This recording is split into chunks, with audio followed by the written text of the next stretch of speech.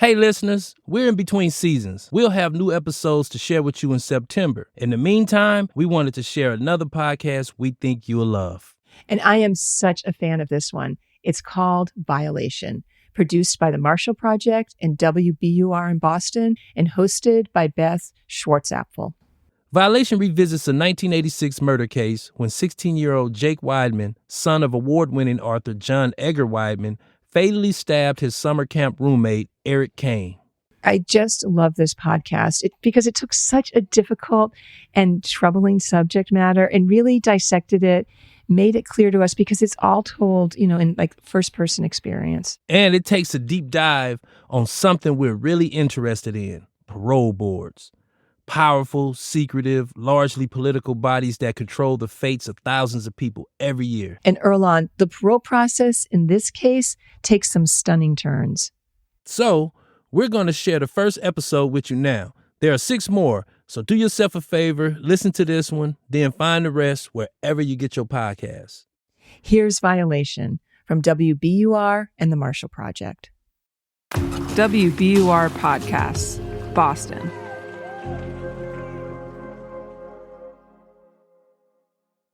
Would you be willing to read a couple of passages? I brought some of your books with me that speak to some of these issues. Depends. I don't want to get into anything that even begins to feel like he said, she said, because that ain't going nowhere. I have I flagged a couple of passages. Let me see. This passage here that I've marked with the red pen. I don't know if I can read this, particularly after looking at that picture of him.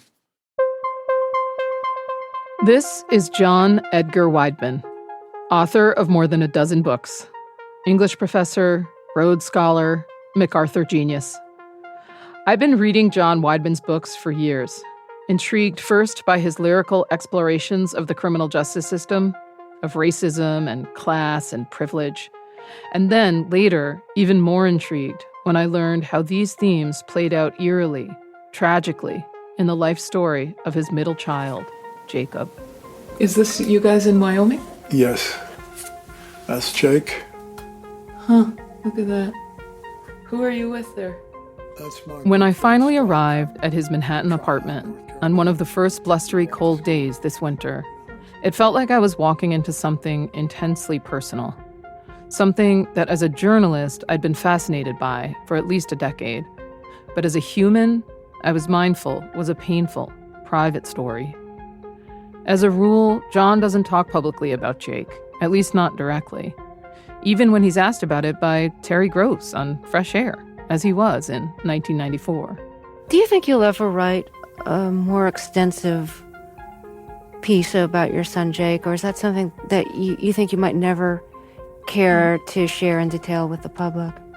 Well, the advantage of being a writer is you talk about things in your own way. Right. And sometimes people can look at your biography and make guesses about what, in fact, you're writing about and thinking about. But other times they can't. And it's a complicated way of taking the fifth, if you will. Years after he sidestepped Terry's questions, John is finally letting someone in to ask him about his middle child. And he has a specific reason. He'd like to see Jake get out of prison. This is not my reason for talking with John. It's my job to tell you everything I can find out about what really happened and why. Everyone talking to me for the story has their own reasons. Everyone has their own version of the truth, too. John Wideman can relate to that. I'm a fiction writer and a novelist. I also write nonfiction. In my view, it's very hard to distinguish, often, among those genres. And sometimes it's impossible. And maybe they're all the same. As a longtime fan of John Wideman's writing, I can tell you that much of it is animated by this idea that good stories contain some essential truth, regardless of whether they're actually true, or that in some situations, true accounts may in fact be less true than fiction. One of the people who I'm hoping will help me understand what's real and what's false is John's son, Jake Wideman. This call will be recorded and subject. I talk to people in prison all the time. I'm used to the noise, the terrible sound quality, the robot lady constantly interrupting to warn you that you're talking to a prisoner. An inmate at ASPC Tucson. And it's costing a small fortune. Your account balance is $26. And your calls are being recorded, and you'd better hurry up. 1 minute remaining. And I think, okay, we're going to get cut off, but I'll get... But ever since we started talking, in phone conversations I could record, and at in-person visits the state of Arizona wouldn't let me record, I've tuned all that out to focus on Jake, on the details he unspooled over weeks and months. Jake and I spent more than a dozen hours on the phone in 15-minute increments, and I visited him twice for 3 or 4 hours each time. He's a big guy, 6'1", 195 pounds, and like all the other prisoners, he wore an orange jumpsuit with the letters ADC for Arizona Department of Corrections in big black letters stenciled on his back and leg. His head is shaved bald, and in the midst of a COVID surge, he wore a janky face mask homemade from old T-shirts. Jake seemed to have earned a certain amount of respect and affection from the other prisoners. During my first visit, people kept walking by and handing him things from the vending machine, snack cakes and a little microwaved hot dog and a bottle of water. Jake Wideman was sentenced to 25 years to life. He spent 30 years in prison before being released on parole. Then, less than 9 months after he was back out in the world, Jake was yanked back into prison. And now, nobody knows if Jake will ever get out again. There's no end in sight. The details of that part of Jake's story, the parole violation that landed him back behind bars, well, for now, we'll just say they were very unusual. Much about Jake's case is very unusual, but much about it is also all too common. In looking at this case, there's a lot we can learn about how the system works and doesn't for everyone. In spending all this time with him, his family, lawyers, and others involved in his case, I've been trying to figure out what happened. I'm Beth Schwartz-Apfel. From the Marshall Project and WBUR, this is Violation, a story about second chances, parole boards, and who pulls the levers of power in the justice system. There was no motive, just murder. In fact, at the time the judge... This is part 1, 2 sons lost.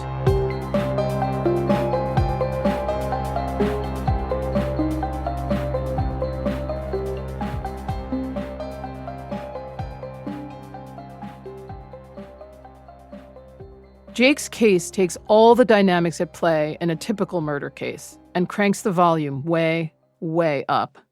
Victims' rights, political influence, race, privilege, mental health, senseless violence, how mass incarceration has morphed into mass supervision with all the same pitfalls and politics.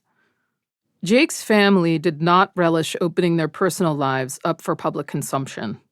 But with some prodding from Jake, his sister and brother and father each spent time answering my many questions, including, why agree to talk to me?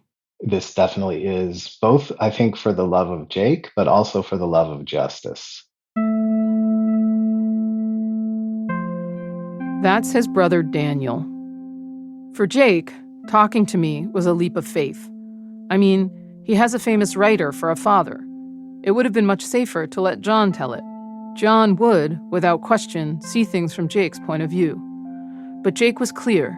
He wanted a reporter to look at what happened. It's time for the truth to come out, and I want to stand on the facts. I don't want anybody to feel sorry for me. I don't want anybody to, take my side out of sympathy or say anything like, well, he's been in since he was 16 and 36 years and poor guy. And I want people to have a conviction that justice needs to be done because of the injustice that has been done so far. I'm a reporter, so I believe in facts. I believe that if you talk to enough people and do enough research, you can get to the bottom of something. I'm also aware that some facts are unknowable. or what passes for a fact is just a matter of opinion, that you can stack up all the facts and still disagree about what they mean. In this case, here's what we know. Jake Wideman killed a boy when he was a boy. There are mysteries in this story, but the victim and who committed the murder are not among them. In 1986, as a teen at summer camp, Jacob Wideman murdered fellow camper Eric Kane. As Eric slept, Wideman stabbed him twice in the chest. The crime devastated 2 families. 2 fathers have lost their sons and don't know why. This is reporter Ted Bartemus. I was a news reporter for the Arizona Daily Sun back in the 1980s. I asked him to read from an article he wrote in October of 1988. Sanford Keene lost his son to murder in 1986, and noted black writer John Edgar Wideman lost his son Wednesday to life imprisonment for the same murder. Now, recordings of court and parole hearings are often comically bad to the point of being almost unintelligible. What confidence can society have that Wideman... And you may be shocked to learn that recordings of police interviews from 40 years ago are also not exactly high quality or captured with audio journalism in mind. He seemed like a pretty normal guy. So in this podcast, you're going to hear bits of these recordings, but you'll often hear me repeating what's being said. And in some cases where a recording is not available, you might hear a colleague reading what was said. With Jake, you'll hear our phone conversations more than anything else, because while I can record phone calls, Arizona wouldn't let me record inside the prison. I needed special permission just to bring a pen. But I promise that whenever I can, I'll play you the words of people in their own voice. Now, in 1988 in Arizona, life imprisonment actually meant 25 years to life, which meant that after 25 years, Jake was eligible for parole. In 2011, at 41 years old, he could go before a board and try to prove that he deserved to be free. I first connected with Jake after he'd been before the board more than 6 times. Good morning, Mr. Wideman. Good morning, ma'am. We are now in session. The Arizona Board of Executive Clemency is about to commence. Jake told the board he had spent years in therapy, earned multiple degrees, that he worked for decades to make himself a model prisoner and a good man. That's something causing him anguish and suffering when unidentified and untreated for decades of his childhood and young adulthood, until he had already spent years in prison. We'll talk more about that later. All the work that I have done over these years to understand why I did what I did and to heal from my mental health struggles was done to become the best man that I can be and to ensure that I never commit another act of violence in my life. The parents of Jake's victim, Eric Kane, still shattered by their son's murder, looked at the same set of facts and told the parole board they saw only danger. All those words, the sign of a master manipulator, Jake's accomplishments belying a killer who could not be trusted to walk among us. This is Eric's mother, Louise Kane. This year, the murderer has been packaged by professionals. How can one tell what is the real truth, what is his, and what belongs to the lawyer? If Wideman can do well in jail, then so much the better. But that is where he belongs. Whose version of the story is the right one? To some, justice is and will only ever be served when people who kill or harm other people go away and never come back. Or at least don't come back until we can be absolutely certain they will never harm anyone again. Which is, never. This is Brian Shea, a deputy county attorney in the office that prosecuted Jake at a parole board hearing. What will it take for Wideman to have paid his debt to Eric and Eric's family and to society as a whole? What amount of prison time is enough for this terrible, senseless murder? I've been covering parole boards for years, and answering these unanswerable questions in tens of thousands of cases each year is their very reason for being. And lots of people have plenty to say about how good or not good they are at doing that. When I published my first big investigation into parole boards in the Washington Post in 2015, this dark, often secretive corner of the criminal justice system was largely unknown and unexamined. But it's become increasingly clear as states grapple with ballooning prison populations that these unelected bodies of mostly political appointees with little or no legal training have, in some states, more power over how much time people serve in prison than judges or juries do.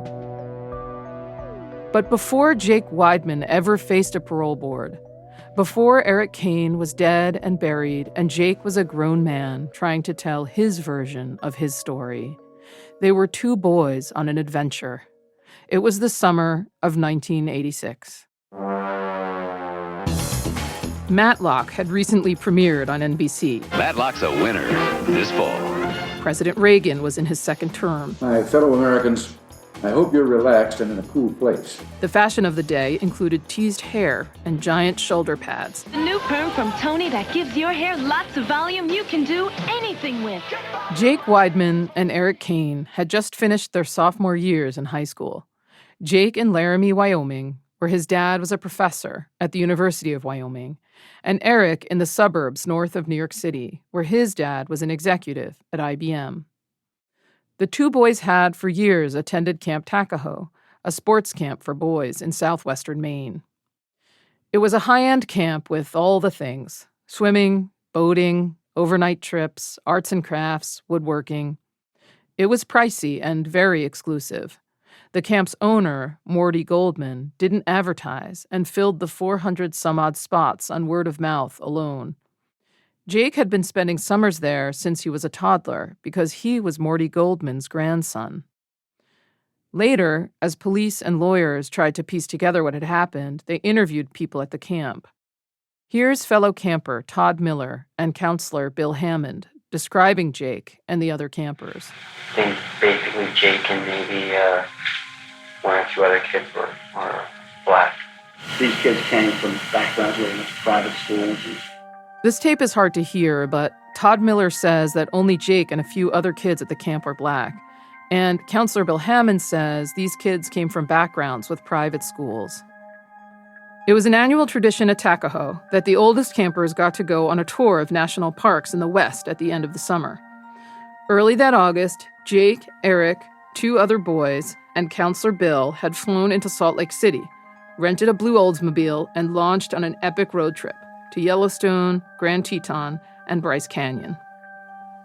About 2 weeks in, a mix-up in their itinerary en route to the Grand Canyon unexpectedly landed them about 80 miles southeast in Flagstaff, Arizona, a small college town in the mountains, 7,000 feet above the valley where Phoenix sprawls. Because of its elevation, the weather in Flagstaff resembles New England more than it does the hot desert climate that people associate with Arizona. There are pine trees and crisp fall days, and in the winter, snow. Ted Bartimus, the Arizona Daily Sun reporter, lived there for years. Flagstaff tends to be kind of a time warp community. A lot of deadheads. You had a lot of cowboys, a lot of lumberjacks. You could walk in certain parts of the community, and it was like I said, time warp. You go back to the 60s.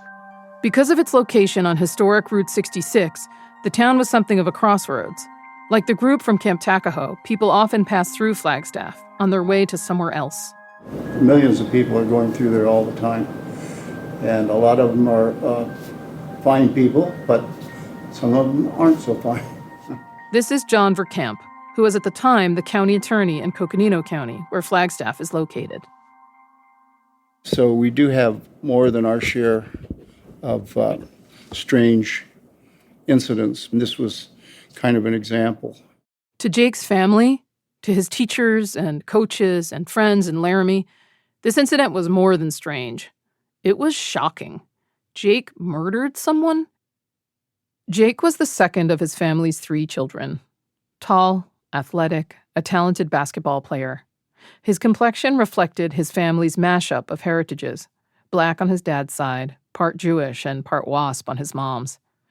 His hair was improbably blonde as a kid, his skin a pale tan. This is John describing him in an essay he wrote years later. You were blonde then, huge brown eyes, hair on your head of many kinds, a storm, a multiculture of textures, kinky, dead straight, curly, frizzy, ringlets, hair thick in places, sparse in others. All your people on both sides of the family ecumenically represented in the golden crown atop your head. His family was part of a close-knit group of families of professors at the University of Wyoming in Laramie. And as a young kid and later a teenager, Jake was known among them as unassuming, bright, and polite. There was this tall, gangly kid, very leggy. Again, just a very sweet, gentle, smiling kind of kid. This is Janice Harris, an English professor and a good friend of the Widemans, some years later in an interview with attorneys. A very sweet child, a very curious child, always interested in things. I can remember in particular a way he had, if we would be doing field trips, always asking, what if this, what if that, what if this? As a teenager, Jake was friendly and well-liked. Camper Todd Miller again. He seemed like a pretty normal guy. If you were not in his bunk, he seemed like a pretty normal guy, Todd says. If you were not in his bunk, he seemed just like a regular kid. He was a good basketball player. Nice guy. But Jake says many of those relationships were superficial.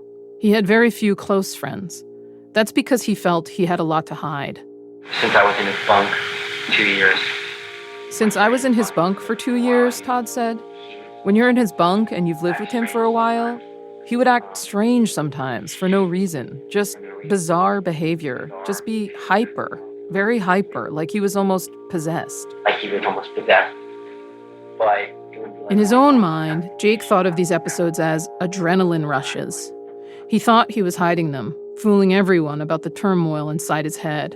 But it would be years too late before he told anyone about them, and many more years before he understood what they were. Stay with us. We'll be right back.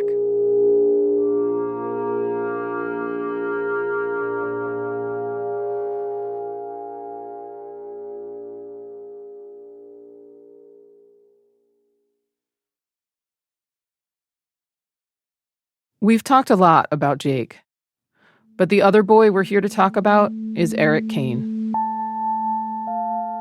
He had a mop of dark curls and a warm smile. He was the youngest of 3 children. As kids, his older brother and sister never needed dolls, their mom said, because they had Eric. At a sports camp like Takaho, Eric Kane stood out for being not very sporty. He had a medical condition as a kid that left him sort of uncoordinated and clumsy. He would dictate his schoolwork to his dad because he found it hard to type. Even 30 years after his death, there's still a lot of information in the public record about the kind of boy Eric was, the kind of young man he might have grown up to be. That's because his parents have made sure of that, gathered thousands of letters from family and friends, spoke about him at every public hearing. And that's important. I don't want Eric to be a sort of black hole in this story, an absence instead of a presence. Obviously, Eric's not here to tell me about himself, and unfortunately, the Kanes have declined to talk with me. I can understand why. Judging from their testimony over the years, their grief is still real and raw. They sent their son off to summer camp, and he never came home. As a parent, how do you ever get over that? I've done my best to assemble some details from the letters and decades of testimony and public statements by his family. When he was small, Eric wanted to be a knight. He played piano and guitar. He loved science and dolphins and drawing. He had a poodle named Butterscotch. Eric loved to read, his mom said. I remember when, as a small child, he was stricken with a migraine headache. He lay holding a book, the way another child would hold a stuffed animal. He had an insatiable curiosity as long as I could remember, and from the earliest, he would ask questions about everything. In elementary school, he and another friend who quickly outpaced the other kids in reading were pulled out of class to have their own little book group in the principal's office. We not only read books, we devoured them. We learned to read in the voices of the characters in the stories. We discussed the books, we wrote, and we laughed. He was so very sweet and so deeply kind and so terribly bright.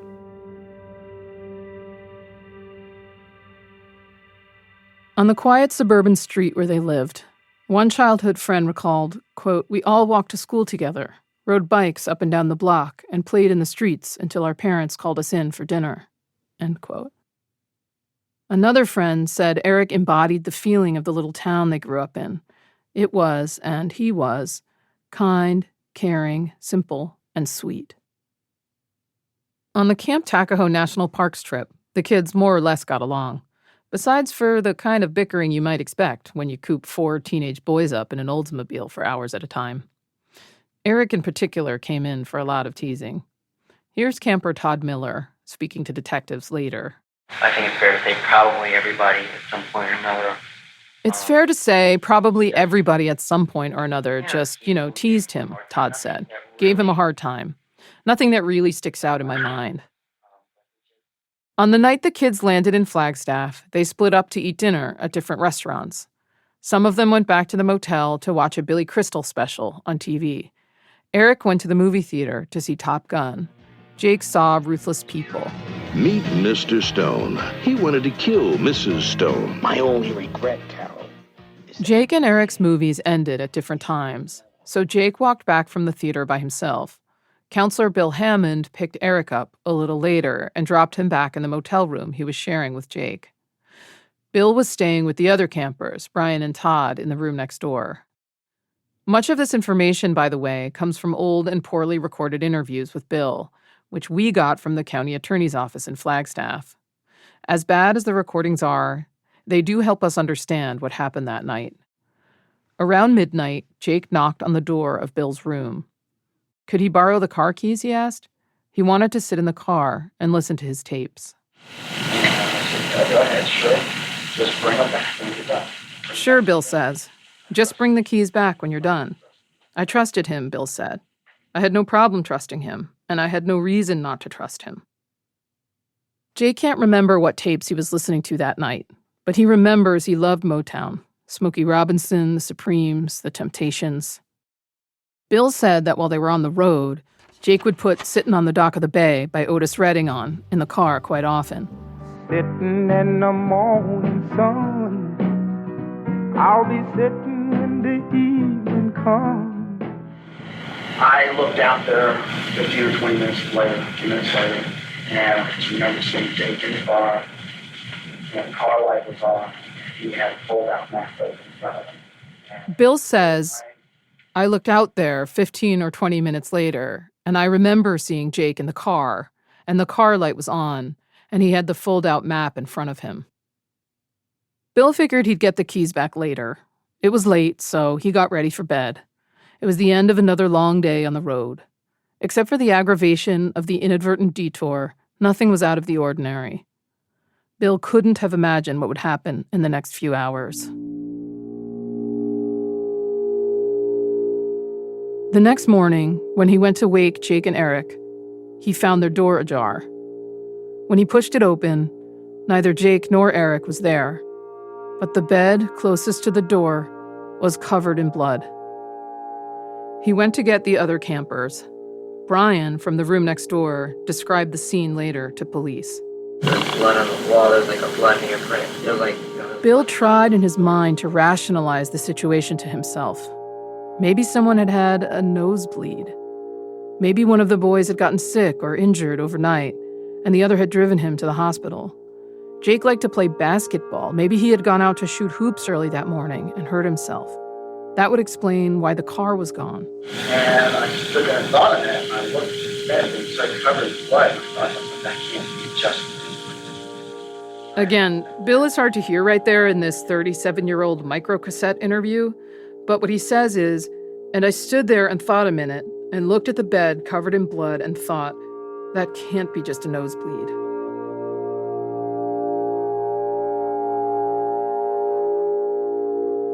He went back to his room and called the police. This is Detective Mike Ciccinelli. He's now retired from the Flagstaff Police Department, but on that day, in August 1986, he responded to Bill's 911 call. When we got the call, we went to the motel room, and what happened is we walked in, and there was a knife by the bed, and the room was empty. And upon further checking it, we found that Eric Kane was sitting on the toilet in the bathroom, and he had been stabbed to death. Eric Andrew Kane was 16 years old. And Jacob Edgar Wideman, also 16, was missing.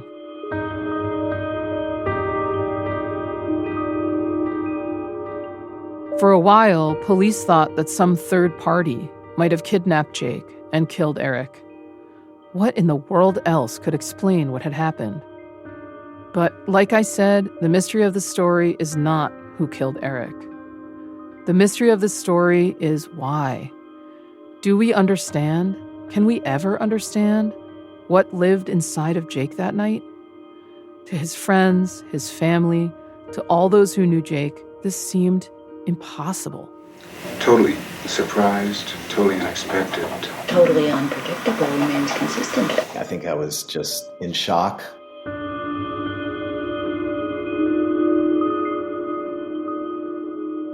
Jake says he spent more than a decade trying to understand it himself, and then another decade trying to explain it to the Kanes and the parole board. Years of therapy and treatment. He's told me about all of it, and I have hundreds of pages of psych evaluations and reports. We're going to talk more about all of that. But none of that matters to the Kanes. To the Kanes, it's all bullshit. None of us know why he brutally murdered Eric. Their beautiful son is dead, and all they hear is lies and excuses. Or showed us other clear evidence of his manipulative behavior. He did this in an attempt to hide the truth, that he has a long-term violent history, clear mental health issues from childhood to today, and that he is responsible for a vicious, premeditated murder. What should happen to kids like Jake? The Supreme Court has said that kids are different from adults. Even kids who commit the most serious crimes are less culpable than adults and should be treated differently. Is Jake dangerous and right where he belongs? Or is he the victim of a concerted campaign by people who hate him? This story is also about families and the stories they tell. You see, by the time their son went away for murder, the Widemans were no strangers to American prisons and jails. I heard the news first in a phone call from my mother. My youngest brother, Robbie, and two of his friends had killed a man during a holdup. Robbie was a fugitive. Some people were already suggesting that violent crime ran in the family. John Wideman's brother, Jake's uncle Robbie, was already serving a life sentence for murder. Hello, everyone. I'm Maury Povich. Welcome to A Current Affair. Our main story tonight is about the family of a respected author and academic, Pulitzer Prize winner John Wideman. In Wideman's generation, the bad seed was his brother, Robert. Had something been passed down through his family over generations? That's next time on Violation.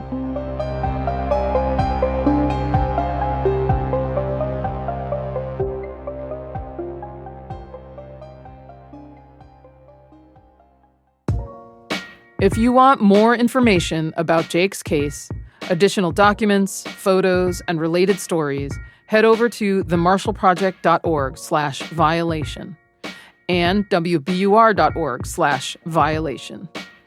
Violation is a production of WBUR in Boston and the Marshall Project. Editing of the show comes from Geraldine Seeley, who is also managing editor of the Marshall Project, and Ben Brock Johnson, executive producer of WBUR Podcast. Additional editing, project management, and web production from Amy Gurrell. Quincy Walters is our producer. Mix, sound design, and original music composition by Paul Vaikus. Fact-checking help from Kate Gallagher at the Marshall Project. Illustrations for our project come from Diego Maggio. Special thanks to Victor Hernandez, Susan Shira, Margaret Lowe, Mara Corbett, Laura Hertzfeld, Ashley Dye, Amory Sievertson, Nora Sachs, Ilan Kitterman-Uhlendorf, Grace Tatter, Samantha Joshi, Marcy Suela, Kristen Holgerson, Rachel Kincaid, Briley Weaver, Dacre Brooks, Nicole Funaro, Gabe Isman, Ruth Baldwin, Ebony Reed, AJ Flanzer, Chelina Fang, Bowan Kuhm, Terry Troncali, Jennifer Board, Jason Chris, Celine Carlo Gonzalez, Ed Claris, Louise Caron, Ghazala Urshad, and Ellie Stern. I'm Beth Schwartzapfel, your reporter and host. I'll talk to you next week. Oh, so good. I'm in. Find Violation wherever you get your podcasts, or check the link in our show notes. And listeners, we can't wait for you to hear what we have in store for you in our next season. Season 12. First episode, September 6th. Radiotopia. From